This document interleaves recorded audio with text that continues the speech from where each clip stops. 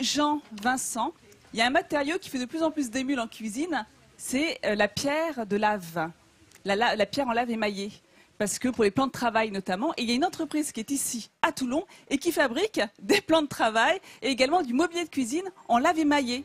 Ils existent depuis près de 40 ans. Ils reçoivent donc leur pierre de lave directement prédécoupée en tranches de Volvic en Auvergne. Et une fois arrivée dans l'atelier, elle passe à la débiteuse avec un disque à diamant. C'est une pierre qui est très dure à travailler pour la couper. Ensuite, alors il faut savoir qu'ils ne font que du sur-mesure. Il n'y a pas de stock. Ils travaillent aussi bien pour les particuliers que pour les professionnels. Donc pour les professionnels, c'est essentiellement avec les décorateurs d'intérieur, les architectes d'intérieur. Et ils réalisent 30% de leurs ventes à l'export aux États-Unis. Et c'est comme ça qu'ils ont été amenés à fabriquer une table pour Steven Spielberg. Alors, ils ne l'ont jamais rencontré. Ils ont travaillé avec une décoratrice. Pour sa cuisine Voilà. Oui, pour sa cuisine. Ils ont rencontré un décorateur d'intérieur installé aux États-Unis qui a commandé justement cette table. Et ils ont su après coup que c'était pour Steven Spielberg. Alors, il y a plein d'avantages à travailler. Tu penses que c'est le mec qui cuisine beaucoup, Spielberg? Lui-même. Je te demande. Est-ce que tu vois le mec qui qui se met à faire ses petits mirotons le dimanche? Ah, ben pourquoi pas? Je te demande. Non, il y a des gens qui adorent cuisiner. Alors, regardez, on a une magnifique vasque ici, avec un bleu turquoise et une table rouge. Et alors, il y a plein d'avantages à utiliser justement la pierre de lave émaillée. Alors déjà, justement, vous pouvez trancher vos oignons, Jean et Vincent, sans aucun problème, parce que ça ne raye pas. Directement sur la table. Directement, si tu veux, il n'y a aucun souci. C'est antibactérien, c'est traité justement grâce à cet émaillage. C'est résistant aussi aux acides. Donc si par exemple vous coupez des tranches de citron, pas de souci. C'est l'avantage en fait, comparé à par exemple un plan de travail en marbre, qui est une roche de sédimentation et donc a une composition calcaire. Oui, c'est poreux le marbre. Voilà, et on peut avoir des auréoles qui vont justement effectivement. C'est un peu poreux le marbre, alors que là, pas du tout. Pas du tout. Ouais. Mais alors comment on fait justement pour installer cet émail? Je vais vous le montrer, ce travail d'émailleur, parce que notre entreprise recherche un émailleur en ce moment.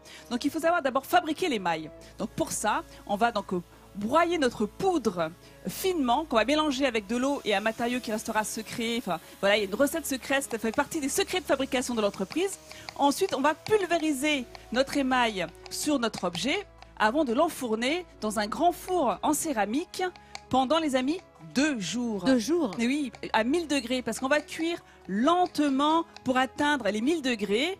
Et donc, il va falloir gérer la montée et la descente en cuisson. C'est pour ça qu'ils travaillent avec un ordinateur, donc c'est très technique. Et on utilise des fours électriques. Et tadam, voici le résultat. Comme ici, cette magnifique table émaillée rouge. Alors, Nathalie, de moi. Nathalie, c'est une sorte de vitrification, en fait. C'est exactement ça. C'est pour ça qu'on le cuit lentement. Comme s'il y avait une couche de verre au-dessus de la pierre. C'est ça. C'est comme une couche de verre qui va se mettre justement sur notre pierre. D'où la cuisson lente pour qu'il y ait une fusion entre l'émail et la pierre de lave.